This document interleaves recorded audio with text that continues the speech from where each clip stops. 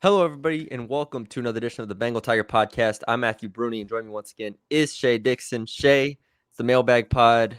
How are you doing?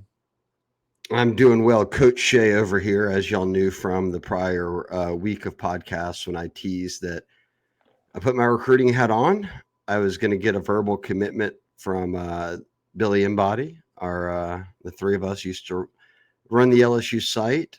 Billy's obviously running things in Oxford now. I said it'd be a great time to get him on. And a lot of the board haters, who Billy would call pal, said that in this day and age, nothing sticks and that he'll flip on you. Spoiler alert, signing day's in December, but I got the verbal commitment. Bring him in, Matty B. We got him. What's going on, guys? Billy, go chase the bag after this. You can decommit any day, but you stuck through.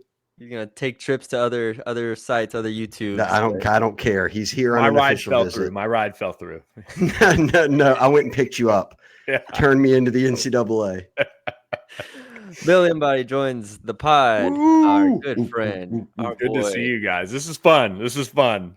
Can we just get one pal for old time's sake? Well, pal. Look, as long as we all end up in Atlanta, I think we can all just say this is working out well, right? I'm not trying to play for no SEC title. I want to just go to the playoffs. I want the Tennessee from last year. Just skip Atlanta, go to the playoffs. Yeah. All right. Well, Billy, fun fact. You saw that. I guess it didn't hit me until Brett McMurphy from On3 put out his bowl projections. And if you don't get that first round bye, which I think this is the final year they're doing it, and you're not a 1-4 seed, he had them as a 5. Those games are the week before Christmas. You could have, 5 days before Christmas, Tiger Stadium game in Oxford. I'm about that life. I want to see a Tiger Stadium game right on Christmas week. That's a great early Christmas present. I'm with it. I love the on-campus stuff. It's especially in December. Yeah. I mean, that's the true like NFL style, as I experienced last year going up. Well, both Ole Miss and LSU have had to watch from afar here in the expanded playoffs. But a lot of people think, well, maybe both teams, but regardless, the winner of this game has a pretty good path to be considered. If you don't stumble, you're getting into the playoffs. 100%. Yeah. Win the games you're actually supposed to win. That is what killed Ole Miss at least last year. Down here, Billy, in the short time you've been away, BK has started the new motto. It's 1-0, baby. No, LSU is not 4-0. I don't even know what LSU's record is. They're 0-0 right now. This weekend. Getting in the cocoon, beating the drum, all of those things. I mean, I remember, I could go year by year. If BK pulls out the Coach O drum and has someone beating it, that'd be peak. Well, Coach O's busy at the Ryder Cup right now. So I know. He is living his best life, I would say. Team USA by 1 billion strokes considered he beat the drum at the Ryder Cup.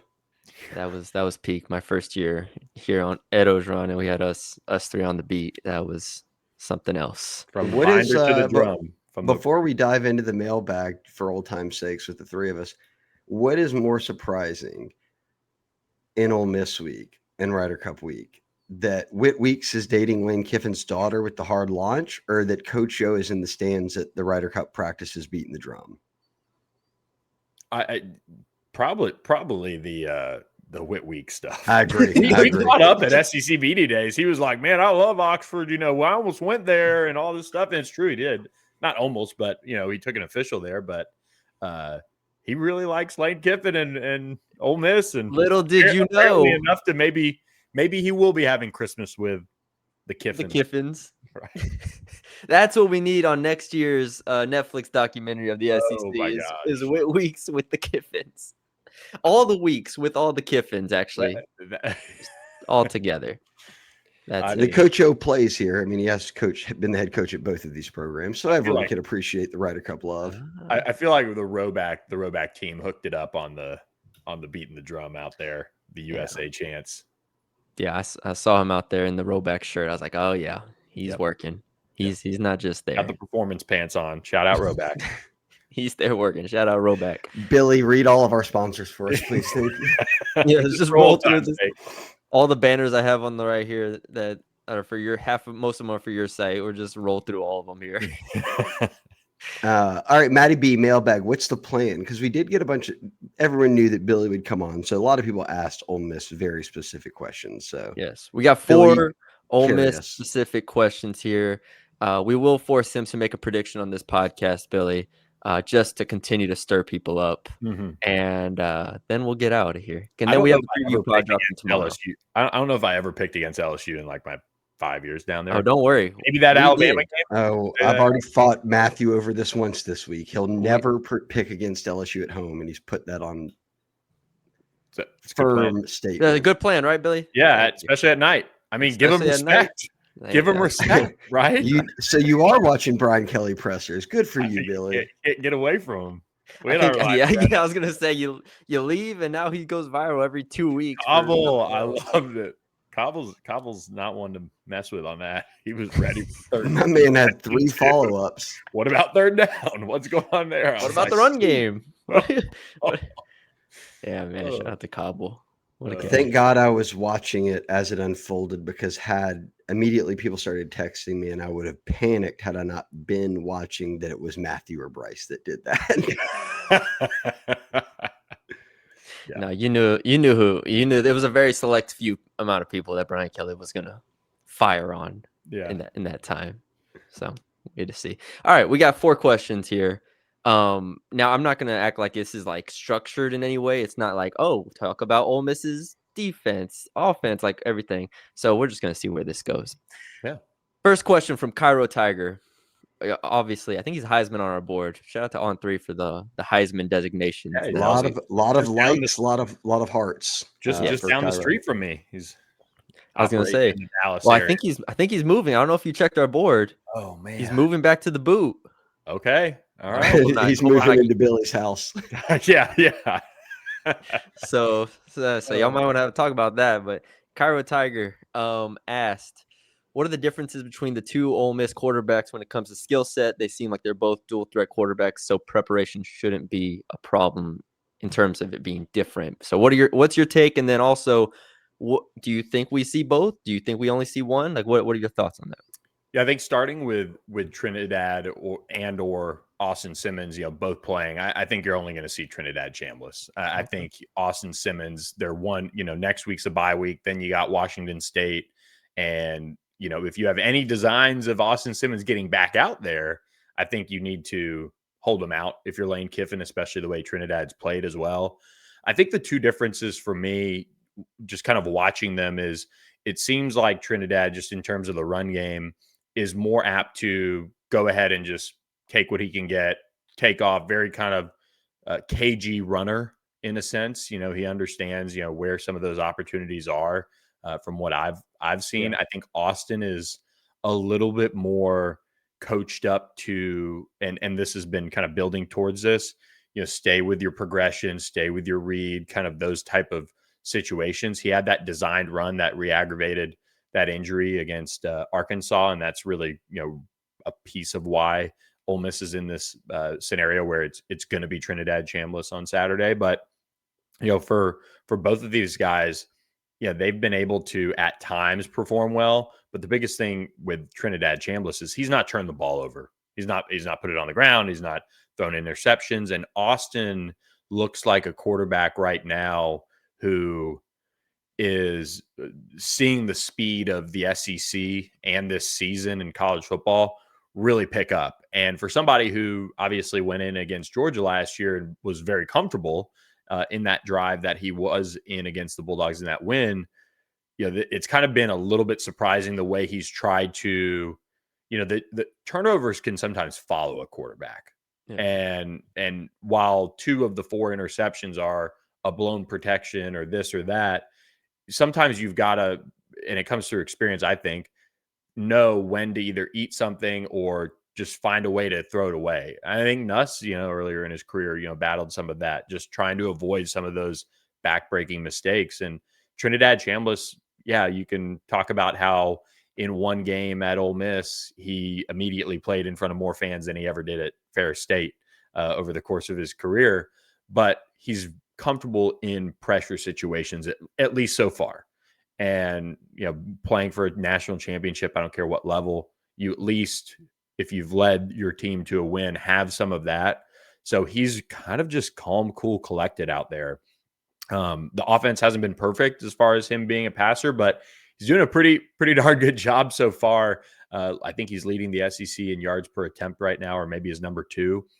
But just a really like down to earth. You could tell this experience isn't too big for him, and at the same time, we're going to find out, just how good this Ole Miss offense can be, because they're facing a defense at LSU that they've not faced that type of secondary talent before this year. They've not faced what they're going to face, top to bottom, all 3 levels with that LSU defense. I'll just provide some quick, I think, because Billy's going to have everything X's and O's, Jimmy's and Joe's covered. I'm very upset that everyone is letting Trinidad Chambliss take the headlines because he's got a cool name. He's the FCS transfer. They found him watching Twitter film. People forget Austin Simmons went to college when he was 13 years old and graduated when he was 15. That was the storyline forever. Yeah. And Trinidad has stolen that from us right now. Yeah, the flag and everything. I think they've changed up the state flag and everything right now. And I mean state, of Mississippi, not Mississippi State. So you got to be. Chambliss just seems like he just has that like it factor to a degree, like an improvisational ability as well. That really makes it hard for defenses, especially the defenses that they faced, where he can just kind of be an athlete and go make plays, and that changes things. Like you said, Simmons was more. At least I only saw the Kentucky game with him, where it was very inconsistent. It was a lot more like processing stuff. Trinidad just seems like he just goes, and I compared him to like just watching him again. I'm not saying he is him, but like it felt Kyler Murray-esque, where he sees a lane and he's only like 6 feet tall and he just starts going. You're like, oh yeah, there he goes. So that it is hard, like as a defense, to really, really prepare when you only have 2 games on him and he is this kind of improvisational guy to a degree. And I think his arm actually might be better than what people give him credit for. I don't know. A lot of people just talk about him as like a runner. Maybe I don't know what your thoughts are on him as a passer. Yeah, I think he had a couple underthrows against Arkansas. There was a really, really good grab. I mean, Ole Miss went out, and last year their big thing was, getting Juice Wells, or, obviously Trey Harris was sought after and all of those things. But, they went out and grabbed Deuce Alexander from Wake Forest. And, you guys like me watch a lot of college football. Wake Forest did not light the world on fire by any means, especially as far as the passing attack goes. But they went and saw him just from hey, this guy looks like somebody that we can get the ball to in explosive situations. And he made a really good adjustment to it. It was underthrown. He's got a good arm. He's going to be able to make all those throws.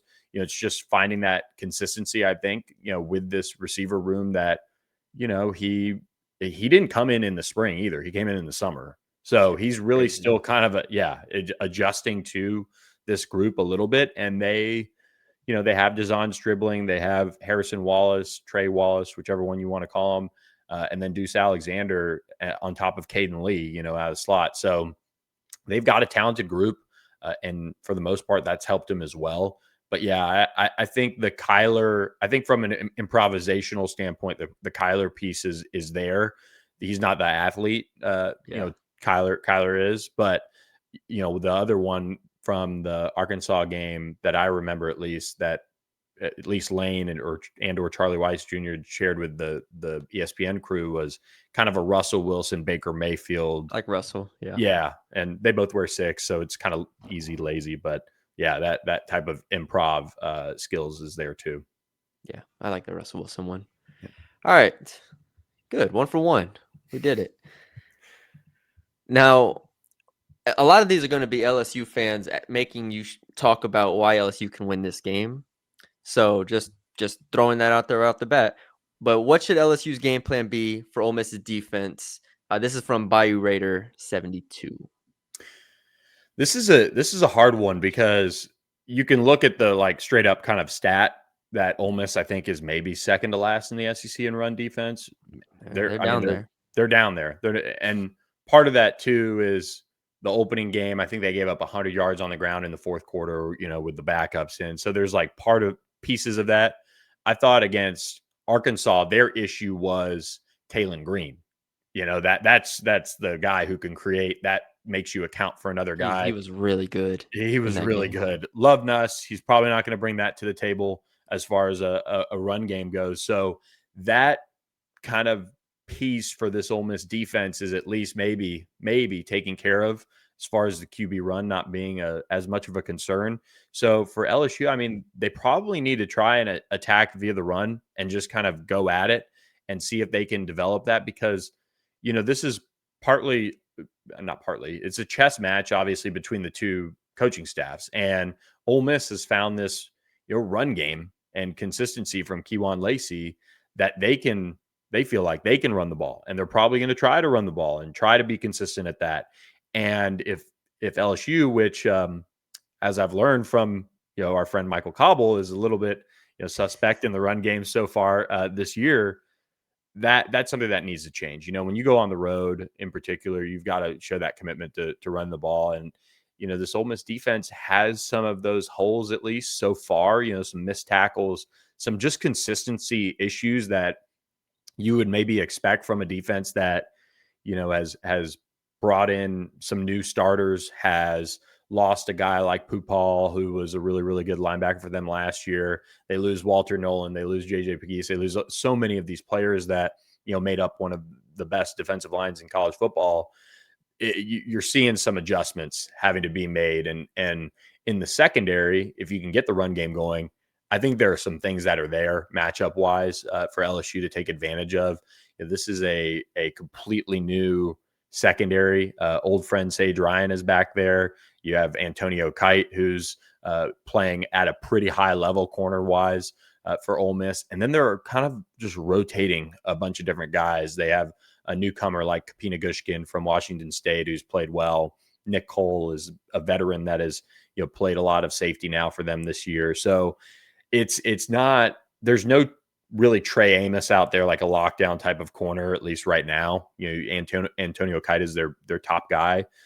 But, you know, with LSU's kind of group of talented receivers, and, you know, Trey Green is going to play, there are probably some matchups that I would imagine Joe Sloan in the offense feels good about. But, you know, this is their chance probably to show what they're going to be, I think, or not be this year offensively, because Clemson and Florida's defensive talent is like, I think it's pretty strong. It's there. So I don't hold it against them that they haven't, you know, blown the door off of anything yet offensively. But this Ole Miss team is still kind of coming together defensively. So if the LSU offense doesn't show up again, that's probably what this LSU team's in for most of the year. But if they find a way to attack and move the ball up and down the field a little bit on this Ole Miss defense, I think it would obviously quell some concerns. And some of that, I think, is probably there for LSU to take advantage of. Shay, do you think we see they're going to try to be balanced, right? Like we've seen all year, that they're going to try to be balanced, even if it doesn't work initially. I think Sloan and them will still continue to try to press the run game against this defense. This is the worst defense. I mean, like Billy said, compared to Clemson and Florida, who have turned out throughout the season, even in their struggles, have still been pretty good against the run. Like, this is the one FBS and P4 team. You're like, okay, they should be able to get it going here, right? It's I've been doing math right now while y'all were talking, and it was actually about this. I was doing it for our preview and predictions pod, but I'm glad you did. Yeah, we can touch on it here. I'm almost done. Let's see, what is the the bias? A little more time. Okay, so I don't know how big the math is that Shay's I don't doing. really care That's about Southeastern. Is this I don't want to say I don't care about Southeastern. I'm just not. I haven't done the math on that yet. Yeah, Clemson game, they ran 70 plays, 56% pass, 44% run. La Tech 75 plays, 55-45. And then Florida, they obviously ran a lot fewer plays, 49, 55-45. So, like, they've tried staying committed to it to get it going already.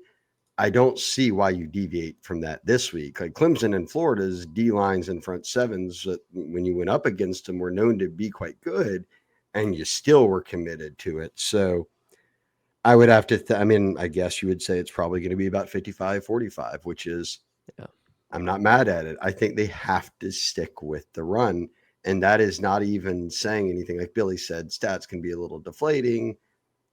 fourth quarter, you're playing backups. But even if LSU or Ole Miss was not the worst run defense in the conference, they went up against a Clemson D-line that was thought to be the best in the country with quality linebackers, and they did 56-44. So I would think you're about a 55-45 run pass split, or pass run split, which is what you need to do. You got to stay committed to it. Yep. Yeah, they It also shrinks the game a bit. I think LSU plays elite defense, but you're playing Lane Kiffin. Yep. You're not trying to get in a shootout, even when to this point, you believe you have an awesome defense and that no one's dropping 40 on you. At the same time, you'd like your defense to get a break here. And the way to do that is to run the football. Is that where you say you play to win the game? Every time. Yeah. 0-0 trying to get to 1-0, Billy. This is, yes, you do not want to. Might be the game where LSU fans are like, all right, you know what? We're okay with going slow here. Because the first 4 weeks, it's been like, come on, you got to play with a little bit more pace. And Brian Kelly even said it's like we're trying to be too perfect. This is one you can try to be too perfect here. I don't mind you running the clock down to 5 and trying to get things right before Lane Kiffin and Ole Miss run back out there, run 20 plays in 2 minutes. Yeah. All right. Third question out of 4.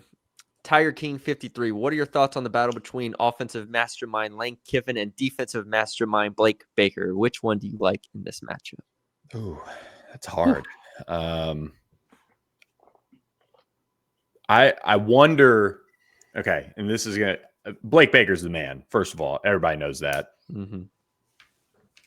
I guess if I'm an LSU fan and like watching this is the game that you find out how your defense is against a real offense. Like, yes, Clemson is one-dimensional. That was something that I talked about. Obviously, I've watched a lot of Clemson, but last year when they lost Maffa and he was hurt the second half of the year, there were holes in that team, and you could tell when they played good competition when they were one-dimensional. And going into this year, they were like, Adam Randall's the guy. I'm like, who? And it was just one of those things where I think people, including myself, brushed it off as Cade Klubnik, all these receivers, all of those things. But for whatever reason, I mean, they're just not getting it done. And then you have Florida, which is their own worst enemy in multiple ways. But so this is your first like test. I mean, if we're being, I think looking at if the other ones are like they have issues, C caliber. If the other ones are like C caliber offenses, maybe C plus at the best. Like this is the first, at very least, like we're talking like A- to A level. Like Ole Miss has played Taylon Green, who, I mean, the turnovers are not at times. He's moving the ball up and down the field. He's dynamic. I always think you should give coaches a little bit more credit when they do find a way to, stop a dual threat type of offense at that level. And Ole Miss could not.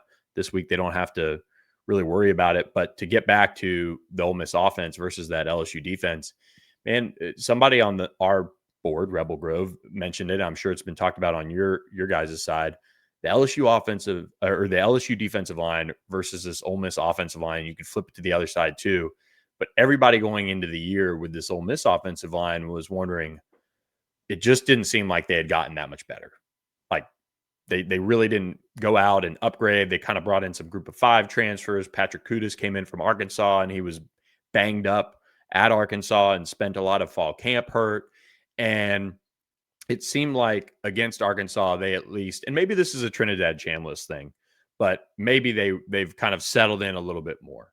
And the tackles are playing better and they're, finding their groove a little bit since legitimately throughout fall camp, not one of the starting 5 played together, basically, for maybe the first day.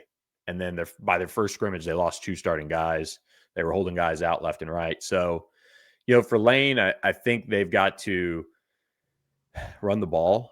And truthfully, I am more impressed with the LSU secondary. I think they're outstanding. We know the talent that Corey Raymond and Jake Olson have put together back there and what they've done with the transfers as well.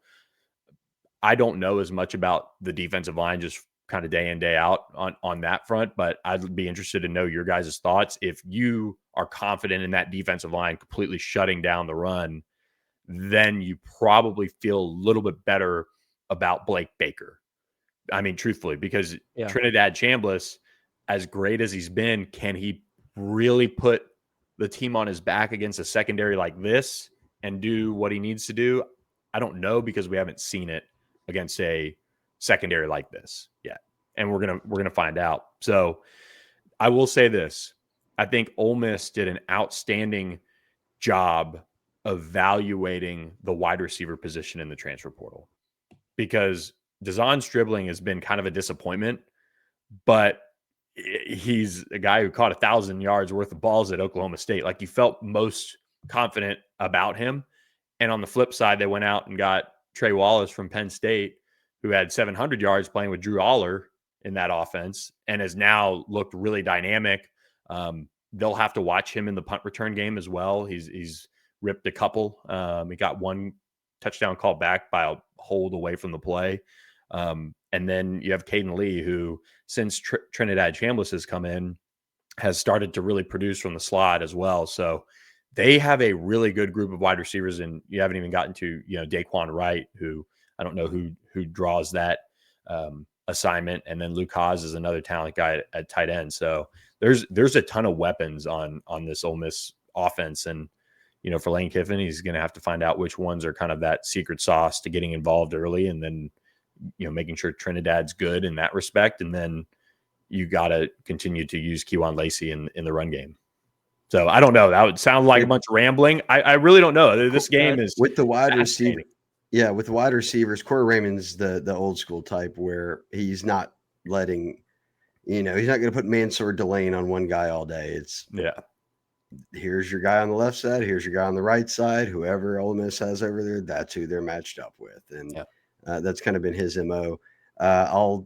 The D-line, you're familiar with LSU's linebackers who've been great. Whitweek's been amazing. Westweek's been so good. Devon Keys has stepped up in a massive way. Your boy coming out of Aledo, when both those guys have missed some time. Harold Perkins is at star. He shines there. It sucks for Gabe Relaford. He and Patrick Payton from FSU were kind of splitting reps. He played so well. He's out for this game and maybe for a longer amount of time. Don McKinley is their other starter there. He's played like a 5-star DT. Not going to pull up, light up the stat sheet, but draws the double teams, all of that. They got an elite guy out of the portal in Bernard Gooden from South Florida. And then there are other portal guys, like I mentioned, Peyton from Florida State, Jack Pyburn from Florida. He's more of a run stopper. Jamari Butler from Nebraska. He comes in on third downs. They've been really, really – Kevin Peoples is so good. And then Kyle Williams has come in year one and given him depth. Look, Jacoby and Guillory and Ahmad Burrow rotate in a lot, and they've played well. Jacoby and Guillory is still around. Shout out. I just watched Bud Clark run around. I think they were still in the same class. I could be wrong. But I'll say my thoughts on the LSU D-line, Billy. I'll steal a line from Lane Kiffin. LSU's D-line is elite. They went out and acquired a lot of really good players. They didn't sign. They didn't money. Add. They acquired. They had some acquisitions that made them a really elite D-line. But to double back to what you were saying, Lane Kiffin and Brian Kelly have both said this. Brian Kelly said Ole Miss is most likely the best offense we'll play all year, so we'll know more about our defense. And Lane Kiffin said LSU is probably going to be the best defense we play this year, so we'll know a lot more about our offense. So we knew that'd be the talking point going in, that Baker versus Kiffin. I'm ready for it. Yeah, same. I love these games where it's not early in the season, so we've seen these teams play, but we also don't completely know what these teams are, like 100%. Right. Like I feel like we're at like 80% like of knowledge. After this game, I feel like we'll be at like 95%. Like, okay, now we can assess these teams properly and what they are. So I'm excited. Last question. What matchups? Oh, from Go Tiger 5280 5280. What matchups do you favor LSU over Ole Miss heading into this game? O-line versus D-line, wide receivers, corners, et cetera, et cetera. So this can be either way, but yeah, you could flip this if you think what's the matchup that Ole Miss. Yeah, I think just matchups in general kind of going down it. Yeah, there's probably a lot that are pushes, but and if you're comparing the units, like the LSU linebacking core versus the Ole Miss linebacking core, you're going LSU. I mean, in my opinion, from what I've seen, both have two really talented guys that fly off the edge at times, and are playing a little bit more off ball in both. Where does Perkins play most? I watched. I love that the two people you're talking about have the same last name. Yeah, so let's just go ahead and Sonny P and Harold P. Centurion Perkins. Is he mostly a stand-up D end? They really that's kind of where he needs to be. Okay. I'll put it like that. They've played him a little bit more off ball. Last game against Taylor Green, last 2 games ago against Taylor Green, he really had that kind of defensive end spot for the most part, and he actually kind of lost contain a lot. It just kind of. It's crazy. Taylor Green is just Taylor Green should have transferred somewhere else, and we'd be talking about him as like a first-round draft pick potentially. Like, dude, with the start. That's some trust with incredible with Petrino and Taylor Green to keep him. Yeah, crazy. Because it just doesn't make any sense why he didn't just go to Oklahoma or go to wherever kind of needed a guy. But teams. He's really not played it too much in coverage. He's played mostly on the defensive line, maybe a couple times where he's lined up in space. I mean, that's where they kind of talked, not a big game or whatever, but there was kind of the thought that this year would be we're going to move him out and play him in space. It's kind of the Harold Perkins thing. And he's played probably 90% of his snaps on the defensive line. Nice. So Billy, I don't know. Billy is. Yeah.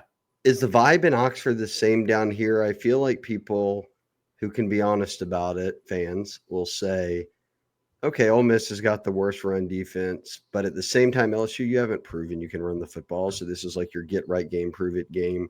So you kind of call it a wash. And you know that Ole Miss is always going to be elite on offense. And finally, LSU's got that standard back on defense. It's almost as if that's where everything is the focus. Can LSU stop Ole Miss? If they can stop Ole Miss, then the offense can do enough. If not, then this is a up in the air. Who knows? Yeah, so I think kind of the way to win this game for LSU is to probably keep it low scoring and kind of play that ball control. Billy, that's usually how you win games. Yeah. The other team doesn't score much. Well, no. I mean, I know what you meant. I'm not. In 21, she's being Brian Kelly over here. Don't worry, LSU doesn't drop 50 on people, so you're good there. If LSU plays to win the game, they'll win the game, right? No, we're going to learn so much about both of these teams. I mean, I really do believe that, and that's why it's so hard to kind of pick. But the thing with LSU is that the offense just seems like you could say, okay, we're trying to win the game, we're trying to do all that. It just doesn't seem like it's jiving very well right now. What is LSU's offense's identity right now? I think that the hope for LSU fans, I think the hope for the staff is what Matty B just said, that Garrett Nussmeier in fall camp was dealing with a torso injury. I mean, Matty B talked about it earlier that in the final scrimmage in Tiger Stadium, all he did was hand the ball off. And when they did screen plays, he underhand tossed it to people. And he didn't throw it beyond 12 yards at all. And when they got to Luedecke, it was okay, uncork one. And Barron Brown, who transferred from Kentucky, this kid was coming out of Nashville as a top 100 player. He played for every quarterback Kentucky's ever had. He comes here. Yeah. And he just burnt the Luedecke kid, and Garrett Nussmeier underthrew it, and it got picked off. And it was Garrett Nussmeier doesn't underthrow anybody. What's going on? And finally, after game 3, Brian Kelly said, look, guys, you're looking into this so deep. We just had to find a way to get through those games because Nuss just could hit. He had a torso injury. It affected his throwing motion. He didn't look like that against Southeastern. He was going deep to Chris Hilton. He was working it across the middle. He was running for his career long of 26 yards or whatever it was, and pumping up the crowd. But I think at the same time, you can press pause on that because you can say, well, it's Southeastern, but it could have been on air. For me, I just didn't even know if he'd be able to throw it that far. Yeah. And we saw it. But at the same time, I can agree with people who would say, I want to see it against an SEC team in the same way that Ole Miss's defense did not step up in SEC games. They clamp out Tulane. Well, does that mean Ole Miss is good at defense now? Yeah. I don't know. I'd like to see them do it more. So I think everyone's kind of in the same boat there. We saw it from us. Can we see it in this game? We saw it from Ole Miss defense. Can you see it in this game? I completely agree. It's really just such a weird. I don't know. It's kind of a weird game to try and predict. I just don't think we know what we're actually going to see from either one of these teams the rest of the year. You know, if Ole Miss falls in this one, you know, you're kind of like, okay, Trinidad Chambliss probably come down to earth a little bit. You know, that's probably why is my guess going in. But if they win, then all of a sudden you're like, this is. Oh, if they win, you feel a lot better about the OU game, about going to Athens, about all those things for Ole Miss. Now, like I won't ever feel good. I would never feel good about going to Athens. You feel better with. You feel better. You feel better. Yes. Yeah, Billy, I'm telling you, because I know you're not down here anymore. You haven't watched every game. Ole Miss, LSU's defense is elite. No, I've watched them. Like, I watched that Clemson game. Like they are elite. That's what I'm saying too. Is like if LSU keeps this game below 20 points, kind of in that maybe 21 point, you know, type of range, like that probably means they're going to win the game. Matty B's final lines have not come out yet, but Kiffin did make a comment on Twitter, bet the over. He's rat poisoning y'all. The under is the safest of plays here. We're sticking with the under, boys. I don't you worry. Don't you worry. Lane Kiffin will not be moving us. I was just looking at Ole Miss's schedule real quick. I don't keep it too much longer, but if they win this game, I mean, they're in the playoffs. If Ole Miss does, that's Georgia and OU are the only two teams left. An insurance salesman now at quarterback for Kentucky beat them last year. Now, I will say, I was about to say, but they didn't have a run game last year. They literally didn't have a run game last year. So we'll see. I'm not ready to say they're going. Mississippi State's in the year. Yeah, in Starkville. 4-0 state. Coming in to try to ruin, and who knows where Mississippi State is at that point, but coming in to ruin Ole Miss's chance of making the playoffs in Starkville. State front-loaded their schedule, though. State plays SEC the rest of the way. There's no breathing room. Yeah, no. Yeah. State's gonna I know that you know, Bill. I know you know, Billy. The people are like, oh, they kind of got, you know, Arizona State there. Okay, all right. Because you talk to anybody around state going like at SEC media days, they're like, probably 3 wins. Probably like having trouble. That's what I was asking Matty B. That's what the win total was at. Was the win total like 3.5? They're 4-0. 4. Yeah. Yeah. Then you got Egg Bowl, baby. I'm just end of the year 9-2 Ole Miss versus 6-5 Mississippi State. That's what college football is about right there. Yeah, I'm already speaking into existence. All right, Billy, prediction. Give me a hard prediction that you will not go back on in 24 hours when you predict on your site right now. I am going Ole Miss 31, LSU 27. Offense. Okay. Flip it real quick. If LSU wins the game, what's the score? I think it's 21-17, something like that. Yes. I think it's close game. But I think that's correct. If Ole Miss wins, it's a higher scoring game. If LSU wins, it's a low scoring game. And if you know, you kind of used this phrase earlier, if you're looking at it, you know, honestly, like how can you bet LSU to get to that unless you think that lowly of the Ole Miss defense in kind of Pete Golding, which would be somewhat fair based on what we've seen. But, you know, having a quarterback who at least is not a run threat is something that is probably important. It's substantial. Yeah, it's a listening to my 26-yard run against Southeastern. Just he wasn't watching the game. He ran by me on the field. He ran by me on the field. He pumped the crowd up afterwards. He said, "I'm him." Flexing on Southeastern. He was like, "Yeah, that's right. Y'all saw it. 26 yards." They thought Arch Manning over the Sam Houston. I was about to say two Louisiana boys flexing on some insurance salesmen. FCS schools. That's right, man. When you mentioned the insurance salesman thing earlier about Kentucky. No, literally the Kentucky quarterback quit and went to go sell insurance. Blake Vandergriff. Yeah. I thought about that kid. I want to Google it, find that kid's name, and write him on my whiteboard because everyone's saying Arch flexed on an insurance salesman. God, I pray that kid gets drafted in like the 3rd round and is playing in the NFL. And then people are like, oh, actually, that kid was really good. It's like Tristan Lee's little brother going on to start. Or he goes on and has a great insurance career because of that. And he uses it like on shirts and for his company. And he becomes a millionaire. Or he grew up a Tiger fan, and he's the next big insurance guy in Louisiana, and he's buying quarterbacks that are running for 40 yards down the field. He's like, I know what a good quarterback looks like. Did you get in head-on collision? Call me. I know all about him. That's what I'm saying. We could be looking at the next insurance millionaire here. All right, Bill, I got nothing else. What are your guys' predictions? I'm not telling you on this podcast. Wow. You got to check out the preview podcasts. I just want everyone to have fun. Yeah. I will. But no, I agree, though. If it's under 55.5, I'll take LSU. If it's over 55.5, Ole Miss is win. I don't see LSU scoring 30 in any capacity. I'm completely with Billy. If Ole Miss wins, it's a higher scoring game. If LSU wins, that's what I just said.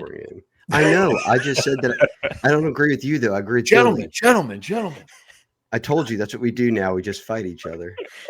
Yes, sir. All right, Bill. Thank you for joining us as always. This was a blast. This was great. We need a LSU Ole Miss in the SEC title game, and we can do this in person. Exactly. Well, yeah, Billy, we'll be talking about this again next year when LSU travels to Oxford again for back-to-back seasons. Well, you get to go up to Normand twice in a row on our end of things, so I'll take that little easy drive. You can bet it's an 11 a.m. kick because TV hates OU at night. So it's funny the whole night day thing. By the way, it like OU. I mean, what never plays at night? I think that Auburn game maybe was, or was it a 2:30? It was 2:30. Yeah, I don't even think it was nighttime. One of their games, one of either that or Michigan, one of them was at night. I think Michigan was at night. But since joining the SEC, OU has broken their night mold, but like every home game used to be at 11 a.m. So, I mean, they even moved OU Texas and put everybody out in Fair Park at night. That's fun. Well, Billy, we miss you. I know the LSU fans listening. We're happy to hear your voice. Yep. Well, hey, we've got pods, for however many consecutive years with SMU thrown in there too. So that's right. When does LSU and SMU open the season together? 27? Or is it all sneaks up on you whenever they schedule that game? You're like, that's in 10 years, and now it's like 2 years. 28. 28. Yeah, I thought it was 28. Yeah. 28. They played. They open with Clemson next year. The buyout of walk-ons on that Friday night is going to feed families for our live podcast and show together. Yeah, shut the. We'll have Garrett Nussmeier fly back in for it and be up on stage with us and get all the guests. I'll get Rasheed Rice there. He'll be able to drive in from New Orleans. Yeah, exactly. Future Saints quarterback. Yeah. Yes. All right. Thank you, Billy. Yeah. Thank you guys. Yes. Thank you all for joining us. Leave a like, comment, share, subscribe if you haven't already, and we will talk to y'all later.